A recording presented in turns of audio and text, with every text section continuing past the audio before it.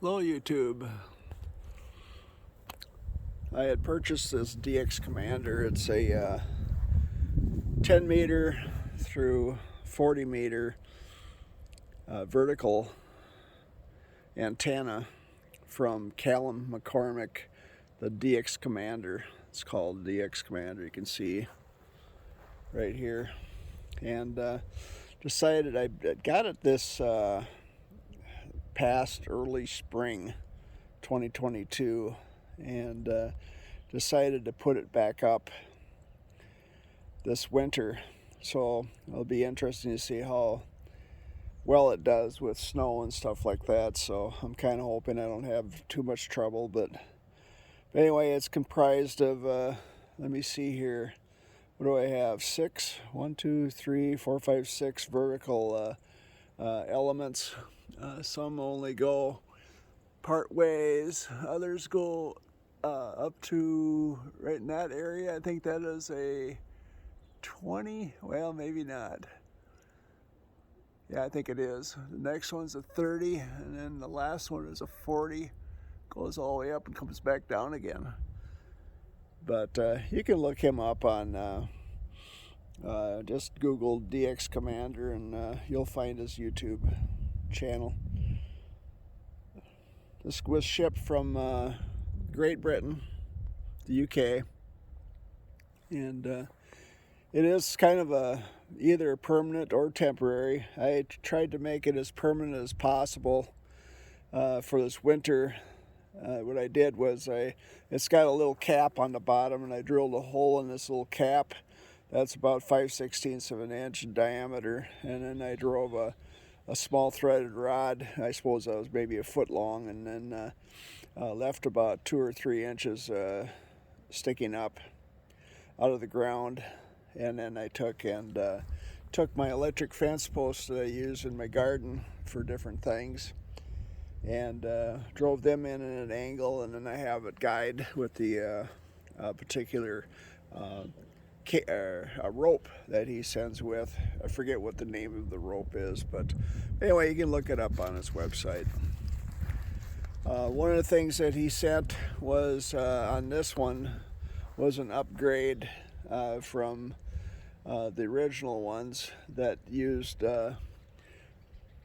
hose clamps. He calls them Jubilee clips, I believe, but he used these tie straps. Well, that failed miserably. These things started to collapse on me, and so I went and found some hose clamps I had laying around and got everything all secured, and I think I got them hose clamped up to the top spreader there, and after that I think it's just the little tie straps seem to work okay, and then tape. And I have each one of these joints taped also. But that kind of failed, so I went back with the hose clamps, gave up on the nylon tie straps.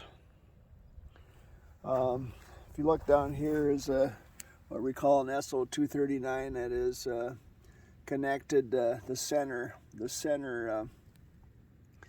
conductor is connected to all these elements here. And then the outside braid shield is connected to the radials that go out. I have 21 radials that are 3 meters long, about 10 feet long. A little bit more than 10 feet, I guess. And I have those spread out along the ground here. They seem to kind of disappear pretty easily into the thing, and then I have a 50-foot coax that goes up to my house. And right now the antenna for my 2 meter 70 centimeter antenna is disconnected, and I'll just probably have to just add another coax coming into my house to my ham shack, and so I can get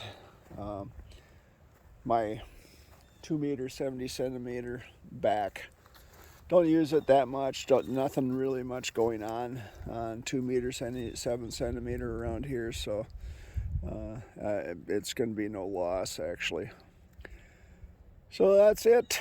This is my DX Commander setup. One thing, I think they're coming out with, I think he came out with, I'm not sure if that's going to be an upgrade or not, but plastic hose clamps. I'm not exactly sure why he went away from the stainless steel hose clamps. I think they work just fine. That's what I reverted to, and it seems to work just fine. You could maybe make this outfit, but you know, time is money, so decided to buy it. The shipping is the worst part. I think it's about $40 shipping to get it over here. The antenna itself is really light. Doesn't take much to put the thing up. I did this by myself, didn't have any help. I stepped out about, if I am not mistaken, I think it's around 52 inches from the 4 feet or so from the center, and then mine happened to be 52 inches. One big step I used from the center each way.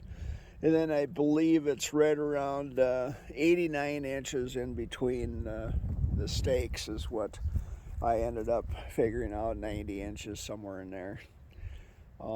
Yeah, it's fairly easy to put up. Took me probably about an hour to get everything. I had it sitting horizontal for quite a while on my equipment trailer, and decided that I really needed to get this thing up. But the wind is a little bit tough on it, but we get some pretty wicked winds in the winter and stuff like that. But I think it's going to stay up, especially now that I have that threaded rod in the ground to keep the bottom from tipping out. That was the big thing with it before. He just didn't have anything that would hold it, and I decided to come up with this setup with the little threaded rod sticking in the ground, or you know, any rod would work fine. And then I just, like I said, I drilled the cap out on the bottom there just a little bit so that it would hold it in. We'll see how it works. My other antenna is an end fed. Comes right off the edge of the corner of the sunroom there, and it goes all the way up to my tower in the back. Probably can't see it, but there we go. I'll zoom it in there a little bit. At that point, it's probably right around 35 feet for the high, and then probably right around 10 feet, 9-10 feet for the low part. That seems to work. To be honest with you, reception wise, can't really tell a difference. It seems like this is really a good transmitting antenna. I'll have to do some testing with it, and I'm sorry I'm not gonna have a how it works on my ham radio, because I think there's so many videos out there that demonstrate how well these things work as far as testing and stuff like that. I might do the test on with a SDR, a remote SDR somewhere, and see if I can tell the difference between signal strength between the end-fed antenna and this vertical DX Commander antenna. Well, anyway, thanks for watching this. I know a lot of you don't do ham that are my subscribers, but maybe I have a couple that maybe follow me that do the ham thing. I've been really enjoyed it. But anyway, this is about it for this video. Thanks. Subscribe, please, and then hit the thumbs up or thumbs down. I really, either way, it just shows that somebody's actually watching. 73. Have a great day.